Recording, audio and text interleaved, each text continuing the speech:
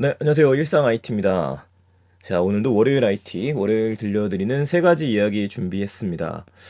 근데 조금 인공지능이나 이런 얘기를 준비를 하다가 오랜만에 다른 이야기로 좀 가지고 왔어요. 이것도 우리가 좀 살펴볼 필요가 있는 것들 몇 가지 이야기해보죠. 첫 번째 소식입니다. 카카오페이가 삼성페이하고 손을 잡고서 네이버체의 추격에 나설 예정이라는 이야기가 올라왔어요. 지금 삼성페이 쓰시는 분들 같은 경우에 알고 계시겠지만은 이미 삼성페이하고 네이버페이는 통합은 아니고 서로 결합했기 때문에 삼성페이 사용하시는 분들은 쉽게 네이버페이 연동을 해서 오프라인 결제가 가능하죠. 이렇게 했을 때 혜택은 뭐냐면 네이버페이가 이것저것 쏠쏠하게 혜택을 주는 게 많거든요. 그거를 이용할 수 있다는 거를 뜻합니다.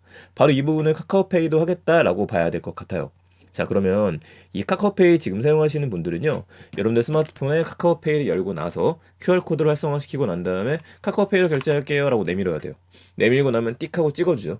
근데 상대방이 찍을 줄을 모르고 저도 보여줄 줄 모르면 결제가 안 됩니다. 이게 좀 당황스러운 부분인데 사실은 많이 좋아졌어요. 웬만한 편의점에서 카카오페이로 요즘에 결제하신 20대 분들도 많아지기 시작했고 그래서 사용을 하고 있기는 한데 아무래도 이렇게 보여줌 찍는 것보다도 옆에다가 착 붙이는 게 편하겠죠. 이 부분을 강조하게 되는 게 아닌가 싶습니다. 그렇다면 카카오페이 입장에서는 굳이 삼성페이하고 지금도 잘하고 있는데 이걸 할 필요가 있겠느냐? 이걸 좀 봐야 되는데 할 필요가 있기는 하죠. 왜냐? 네이버페이가 실적을 보여줬어요. 네이버페이가 작년 3월부터 방식을 적용을 했었었는데 이걸 보게 되면은요. 오프라인 결제 같은 게 작년 1분기에 8,100억 정도의 매출을 냈었는데 4분기에는요. 거래량입니다. 4분기에는 1조 9천억으로 증가를 했습니다. 야, 이게 말이 돼? 저 데이터를 보면서 깜짝 놀랐는데 거의 1조억 가량의 결제 규모가 증가됐다라고 이야기를 합니다. 그만 안 할 이유가 없는 거예요. 카카오페이 같은 경우에도 지금 선물하기라든지 이런 쪽으로 많이 쓰고 있기는 한데 이거에 더해서 네이버페이처럼 간편화를 시켜서 오프라인 매장에서 사람들이 많이 결제를 시작하게 된다고 한다면 어느 정도의 결제 규모 증가를 노릴 수 있다는 얘기가 되겠죠.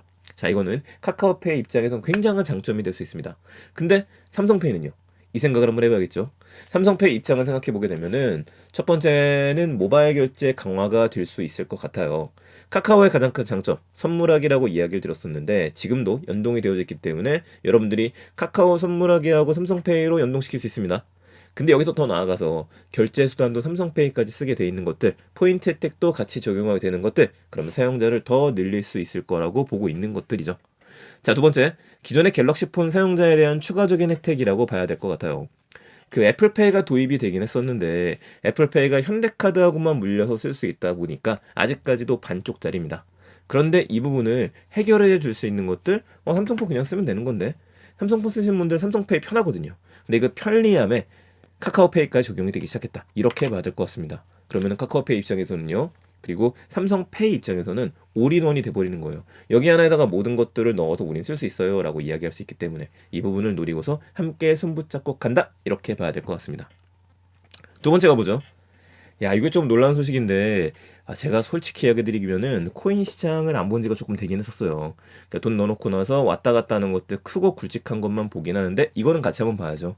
네이버, 카카오 이 양쪽 다 별도의 코인을 갖고 있습니다. 저 역시도 양쪽을 조금씩은 갖고 있어요. 근데 이 두 개가 합병을 합니다. 공룡이 생겨버린 거죠. 그래서 그런가 새로운 암호화폐 이름도 프로젝트 드래곤. 올해가 드래곤이니까 프로젝트 드래곤이라는 이름의 토큰을 출시하기로 했습니다. 좀 더 내용을 봐보죠. 각각의 블록체인 플랫폼인 네이버가 핀치아라는 걸 갖고 있습니다. 근데 조금 더 정확하게 이야기하면 네이버보다는 라인이라고 봐야 될 것 같긴 해요. 그리고 카카오 같은 경우에는 우리가 아는 클레이튼을 갖고 있죠. 여기서 나오는 코인이 클레이고요.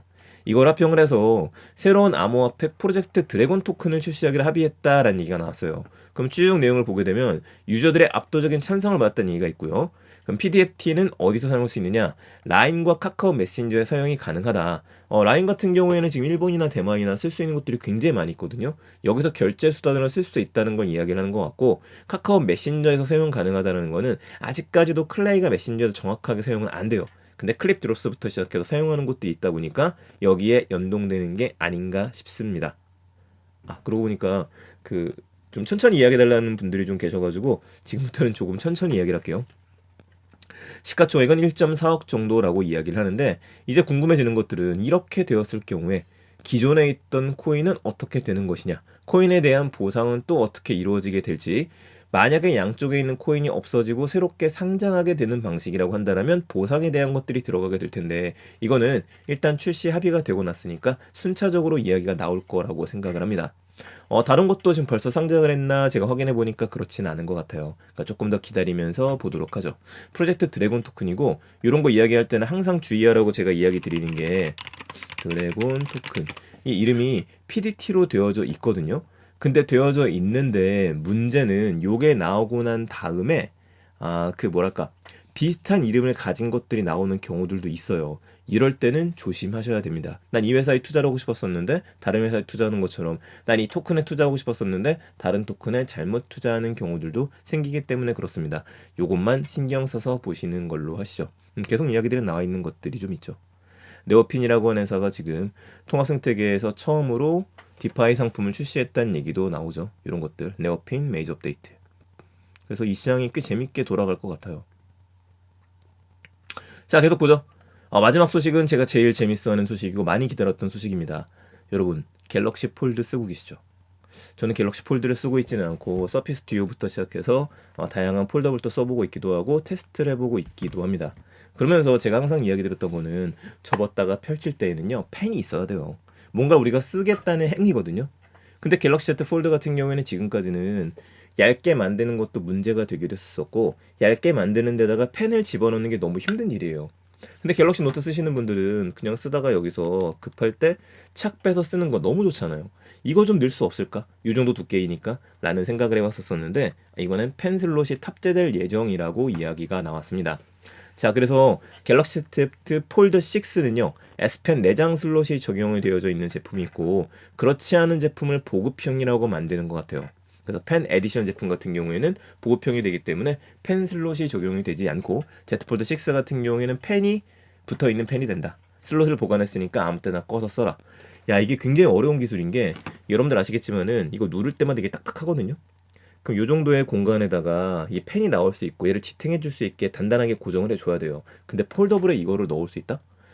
깨지지 않을까? 라는 생각도 들긴 하는데 만약에 이게 제대로 적용이 된다라고 하게 되면은 무엇보다도 정말 삼성은 지금 방수랑 방진에서도 앞서가 있거든요. 폴더블 중에서는. 근데 펜까지 탑재한 걸로 들어가게 되면은 정말 매력적인 스마트폰, 폴더블 폰이 나올 것 같고 이번에는 저도 Z 폴드 6는 반드시 구매해야 되지 않나 싶기는 합니다. 또 언제 나올지 봐야겠죠. 하반기니까. 계속해서 관련된 루머들이 계속 올라올 거라고 생각이 듭니다. 참고로 오늘 요거랑 같이 이어져서 우리가 하나 좀 봐야 되는 게 뭐냐면요. 아이폰 폴더블 이야기 계속 나왔었거든요. 근데 제가 아이폰이 폴더블 만든다는 거는 이거는 이제 이쪽에서 원가 절감에 대한 계산이 끝났다 라는 이야기를 드렸었어요. 그리고 아이폰보다는 저는 무조건 아이패드가 먼저 접을 거다 라는 이야기를 나왔었는데 지금 하루 전 이틀 전부터 계속 관련된 뉴스가 나오더라고요. 폴더블 아이폰은 못 만들겠다. 아이패드 먼저 접을 수 있다. 물론입니다. 아이패드를 먼저 접는 게 훨씬 낫겠다는 저는 판단할 거라 생각하고 그게 더 맞다라고 생각하고 있습니다. 계속해서 우리가 돈을 많이 모아놔야겠죠. 지갑 열릴 일이 계속해서 늘어나게 됩니다. 저는 IT에 대한 이야기 이렇게 세 가지 소식으로 좀 정리했습니다. 카카오페이, 삼성페이 함께 쓴다는 내용들 기억해 주시고 네이버와 카카오, 핀치와 크라이튼 합병하기 시작했다. 갤럭시 Z 폴드 6에는 펜이 탑재될 예정이다. 또 재밌는 소식들 나오게 되면 정리해서 알려드릴 수 있도록 하겠습니다. 감사합니다. 일상 IT였습니다. 즐거운 하루 되세요.